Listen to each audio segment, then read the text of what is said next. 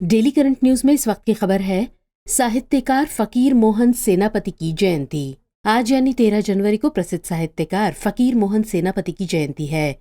ये ओडिया साहित्य के महान गद्य लेखक, सुधारक और ओडिया भाषा के उत्साही प्रेमी थे। इन्हें आधुनिक ओडिया साहित्य का जनक कहा जाता है। ओडिया भाषा को आकार देने में उनका महत्वपूर्ण योगदान है। इनका जन्म 13 जनवरी 1843 को हुआ था।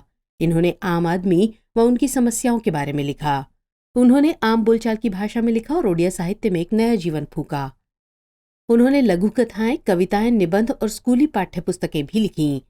रेवती सेनापति की एक लघु व प्रचलित कहानी है। सेनापति ने अपने लेखन के जरिए महिला शिक्षा और उनके सामने आने वाली समस्याओं तथा सामाजिक मुद्दों को संबोधित किया।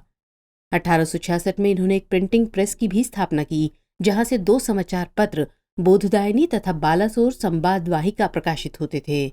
उनकी कविताएं पुष्पमाला, उपहार और अबसारे बसारे जैसे संस्करणों में हैं। इनके द्वारा लिखी गई एक लंबी कविता उत्कल ब्राह्मण ओडिशा की संस्कृति और राजनीतिक स्थिति का एक साहित्यिक लेखा जोखा है।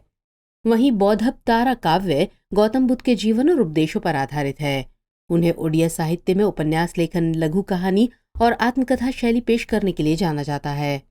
इन्होंने छमन अथगुंथा, मामू, लक्ष्मा और प्रायश्चित जैसे उपन्यास तथा 20 लघु कथाओं का संग्रह गल्प स्वल्पा प्रकाशित कराए। इसके अलावा इनकी आत्मकथा 1927 में आत्मजीवन चरित प्रकाशित हुई। इन्होंने रामायण, महाभारत और गीता का संस्कृत से ओडिया में अनुवाद किया। 14 जून 1918 को इनका निधन हो गया। ओडिशा उच्च शिक्षा विभाग द्वारा इनके नाम पर एक छात्रवृत्ति भी शुरू की गई।